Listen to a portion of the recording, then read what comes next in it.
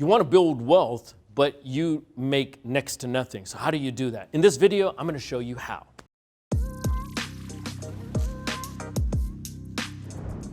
Number one thing I could tell you is be careful where this advice comes from.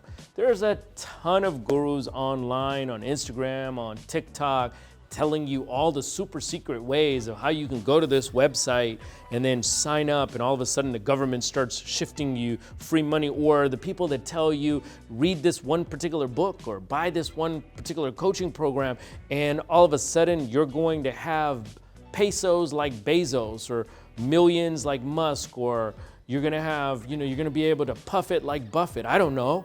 There's a ton of advice out there, so be careful. Most of them don't have two coins to rub on. So just be advised that there is a lot of crooks out there teaching you how to become wealthy. But anybody that tells you that it could be done overnight is probably not telling you the truth. Number one is you always have room to cut costs.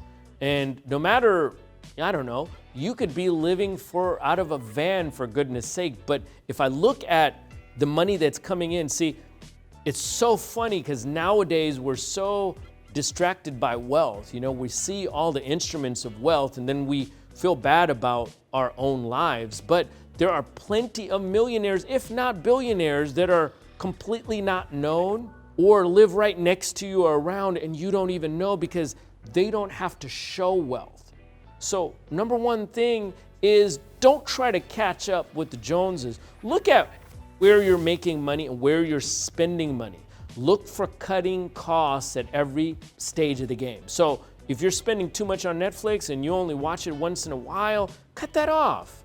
If you can't afford Audible or even Amazon for that matter, you're not buying. Look at your patterns and see where you're spending your money. And you might need to, oh my God, sacrifice a little bit of pleasure here and there to earn more money. And I say earn more because in reality, we all know the adage of, a penny saved is a penny earned. Well, there's no difference in this.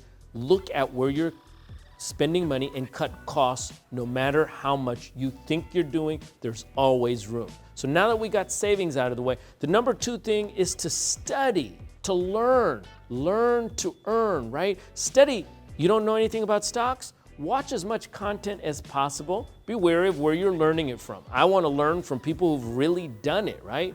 The Charlie Mungers, the Warren Buffetts, and they give you a ton of advice for free, right?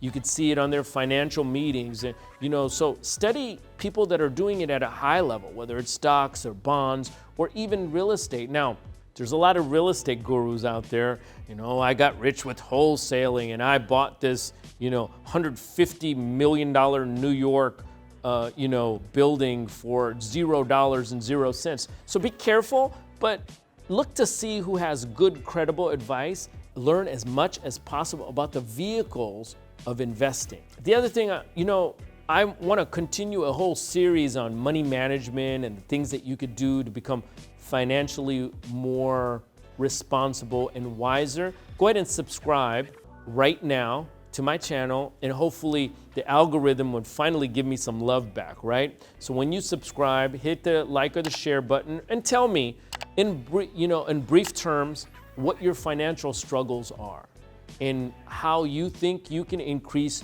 your income. Now, going back, I'll tell you, now that you've actually saved money, you've cut costs, now where do I invest? I'll tell you, the one question that I like to ask people, how much can you handle risk? The more risk you can handle, the better it is. And the younger you are, the more risk you can handle, because obviously you don't probably have mouths to feed and kids and households and all of that. But if you can handle risk, then you would put your money into, let's say, stocks or even some types of real estate. Now, if you tell me, no, I don't like a lot of risk and I like my nest egg and I want to be fine, then it would be CDs and bonds and mutual funds. The whole thing about saving is not just saving for the sake of saving. You have to be able to save to get your money to be utilized as an avenue for greater wealth. So if you're looking at any one of those vehicles, learn as much as possible and then give it to a professional to be able to handle some of those. And then always keep your professional accountable to you.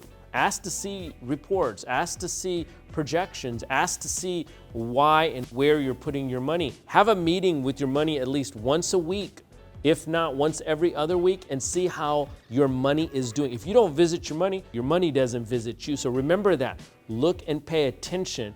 Be informed, learn as much as possible, and cut costs. Those are some measures for you to use to become not only wealthier, but build a rich life. Those points are not only gonna get you wealthier, but help you build a rich life. Now, you can look at my playlist and go into the section and watch more videos on financial management. With that, have a great day and peace.